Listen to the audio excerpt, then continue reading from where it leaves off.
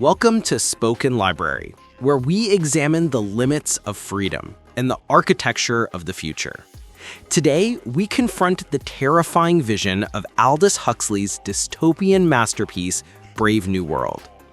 Set in the year 632 AF, after Ford, the novel presents a hyper-stabilized, unified global society known as the World State. In this world, the human race has traded individual freedom, art, family, and passion for permanent, guaranteed happiness and universal consumption. There is no war, no poverty, no disease, and crucially, no emotional suffering. Huxley's core argument is that absolute social stability requires the absolute abolition of human complexity.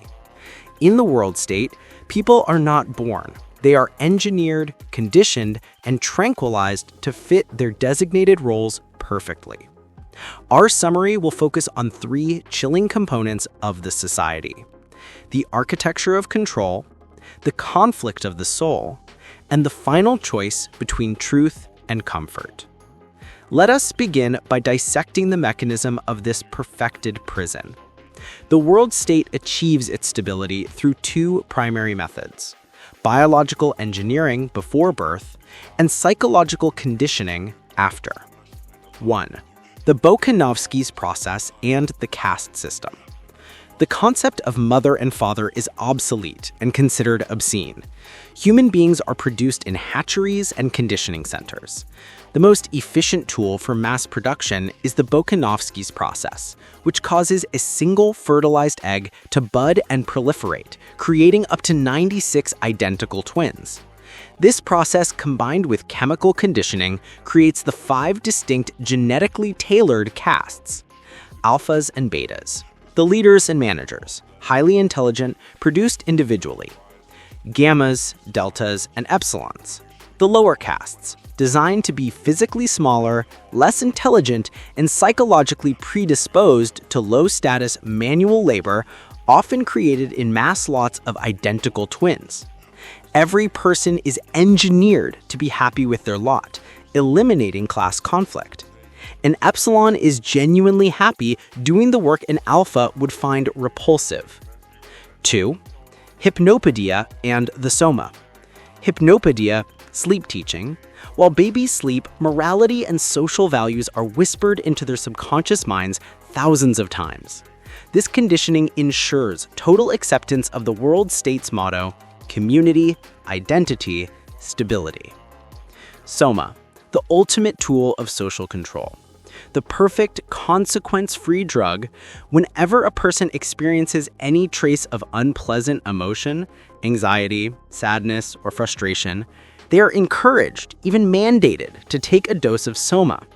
This drug instantly removes all negative thoughts, ensuring a state of perpetual, shallow contentment. The takeaway is that the world state does not rely on violence to control its citizens. It relies on seduction and immediate gratification. Total submission is achieved through pleasure, not pain.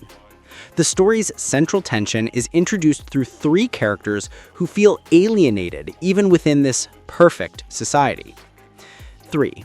The dissidents of the world state.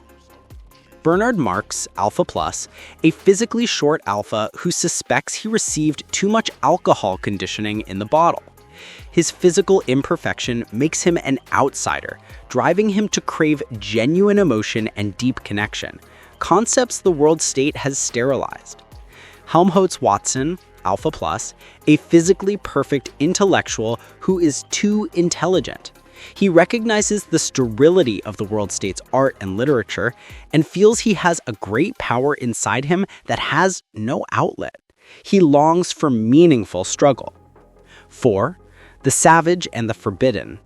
Bernard and his companion bring back John the Savage from the New Mexico Savage Reservation, one of the few isolated places where people still live and reproduce naturally, practice religion, and read old literature, specifically Shakespeare. John, raised on Shakespeare's language and morality, is an immediate, catastrophic clash with the world state. He experiences emotions the world state has outlawed: love, disgust, tragedy, and moral outrage. He's repulsed by the casual sex, the lack of family, and the forced happiness. He represents the uncontrolled human soul. The takeaway is that the savage forces the citizens to confront the true horror of their happiness, that it's purchased at the cost of their humanity, their freedom to suffer, and their ability to choose. The climax of the novel occurs during the philosophical debate between John the Savage and Mustafa Mond, the world controller for Western Europe. Mond, an intellectual who understands the old world perfectly, justifies the world state's structure. Art and literature are banned because they deal with complex emotions, passion, and tragedy which disrupt stability. Religion is banned because it deals with loss, age, and death, which no longer exist. High science is banned because curiosity and the pursuit of ultimate truth destabilize the accepted answers.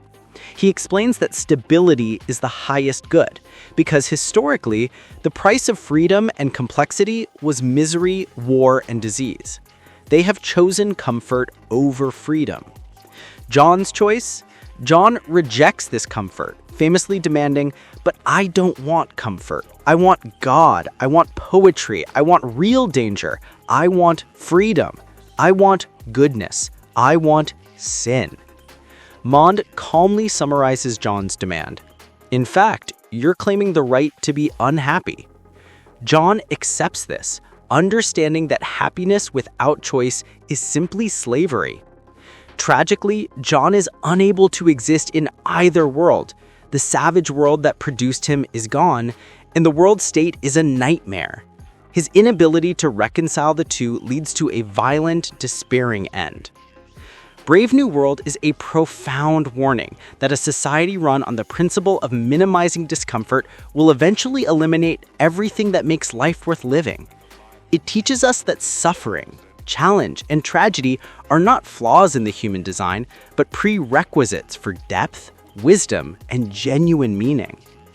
The world state's true genius was eliminating free will by giving the people everything they wanted. Here is your immediate, actionable step from Spoken Library today. Embrace the unsoma moment.